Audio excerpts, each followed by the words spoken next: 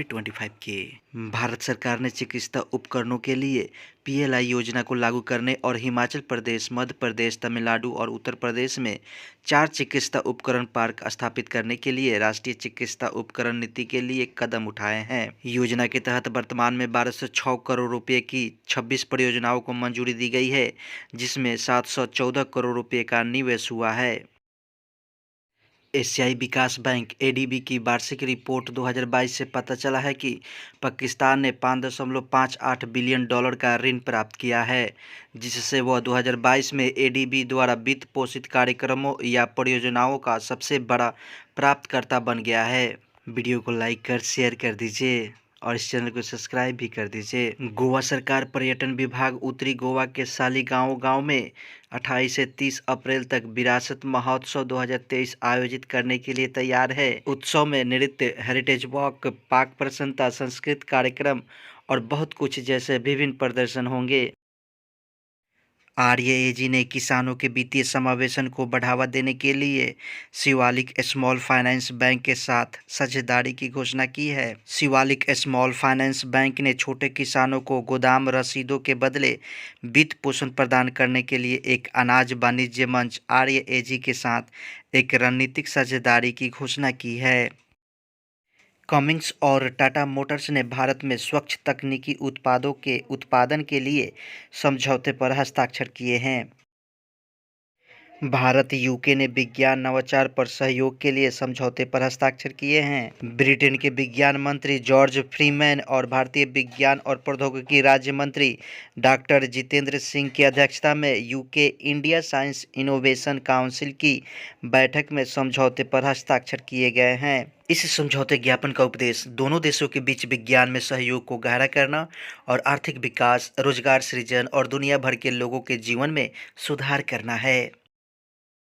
संयुक्त सैन्य अभ्यास अजय वॉरियर 23 का 7वां संस्करण वर्तमान में 27 अप्रैल से 11 मई 2023 तक यूनाइटेड किंगडम के सैलिसबरी मैदान में चल रहा है।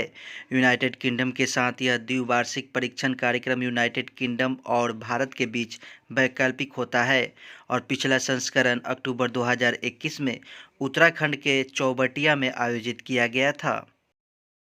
टाटा सन्स के चेयरमैन रतन टाटा को ऑस्ट्रेलिया के सर्वोच्च नागरिक सम्मान से नवाजा गया है। ऑर्डर ऑफ ऑस्ट्रेलिया AO, जो ऑस्ट्रेलिया का सर्वोच्च नागरिक सम्मान है। यह पुरस्कार टाटा को भारत और ऑस्ट्रेलिया के बीच द्विपक्षीय संबंधों को मजबूत करने के उनके योगदान के लिए दिया गया है। 27 अप्रैल 2023 को हुंडई फिल्मफेयर अवार्ड्स का 68वां संस्करण मुंबई के जियो वर्ल्ड कन्वेंशनल सेंटर में हुआ।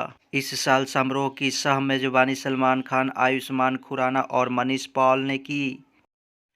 अमेजन से एलेसेंड्रा कोराप ने गोल्डमैन पर्यावरण पुरस्कार जीता है। ब्राजीलियाई अमेजन की एक स्वदेशी मुंडुकुकू महिला एलेसेंड्रा कोराप को 2023 गोल्डमैन पर्यावरण पुरस्कार से सम्मानित किया गया है।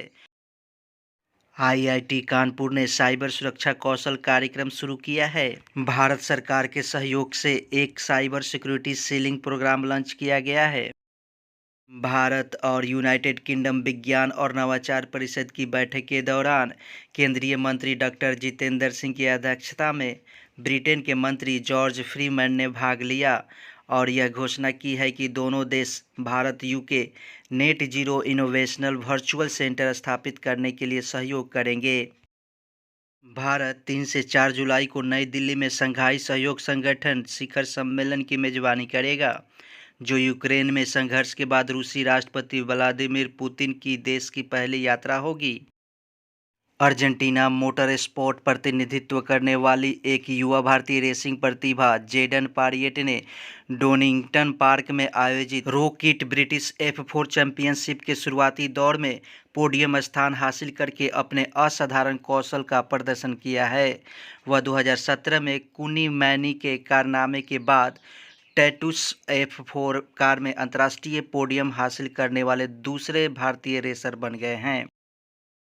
28 अप्रैल को कार्यस्थल पर सुरक्षा और स्वास्थ्य के लिए विश्व दिवस 2023 को वैश्विक स्तर पर मनाया जाता है। अंतर्राष्ट्रीय श्रम संगठन कार्य पर सुरक्षा और स्वास्थ्य के लिए विश्व दिवस के लिए विषय का चयन करता है और इस वर्ष के लिए विषय है एक सुरक्षित और स्वस्थ कार्य वातावरण एक मौलिक सिद्धांत और कार्य पर अधिकार के रूप में है। अंतर्राष्ट्रीय श्रम संगठन की स्थापना 1919 में हुआ था और इसका मुख्यालय जेनेवा स्विट्जरलैंड में है और इसके महानिदेशक हैं Gilbert हॉगबो।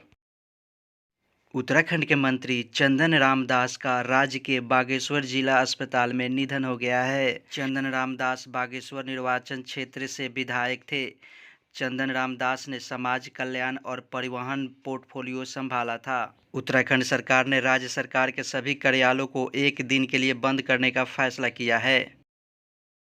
Fit India champion Arjun Vajpayee ने माउंट अन्नपूर्णा के एक शिखर पर पहुंचने वाले पहले भारतीय व्यक्ति बनकर एक महत्वपूर्ण उपलब्धि हासिल की है। नेपाल में स्थित यह पर्वत दुनिया की 10वीं सबसे ऊंची चोटी है जो 8,091 मीटर ऊंचाई पर है।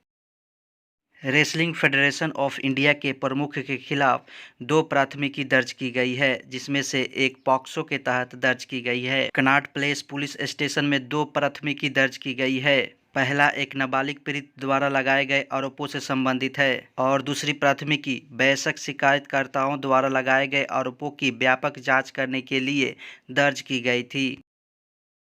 संयुक्त प्रवेश परीक्षा जेईई मेन 2023 सत्र 2 की परीक्षा के परिणाम शीघ्र ही घोषित किए जाएंगे। सभी उम्मीदवार अपने स्कोर कार्ड और मेरिट लिस्ट आधिकारिक वेबसाइट दिए गए स्क्रीन के लिंक से डाउनलोडिंग कर सकते हैं। सीबीएसई 10वीं-12वीं रिजल्ट 2023 की घोषणा माध्यमिक शिक्षा बोर्ड जल्द ही अपने आधिकारिक वेबसाइट पर अपलोड करेगा। केंद्रीय माध्यमिक शिक्षा बोर्ड सीबीएसई बोर्ड की आधिकारिक वेबसाइट cbse.gov.in और results.cbse.nic.in पर अपने परिणाम घोषित करेगा जिस पर आप अपने रिजल्ट को चेक कर सकते हैं। सुप्रीम कोर्ट ने शुक्रवार को जाति आधारित सर्वेक्षण कराने के बिहार सरकार के फैसले के विरुद्ध एक याचिका पर विचार करने से इनकार कर दिया है। और बिहार के कटिहार में जदयू नेता कैलाश महतो की गोली मारकर हत्या कर दी गई। विश्व पशु चिकित्सा दिवस 30 अप्रैल को मनाया जाता है। Thanks for watching my YouTube channel. Please subscribe this channel.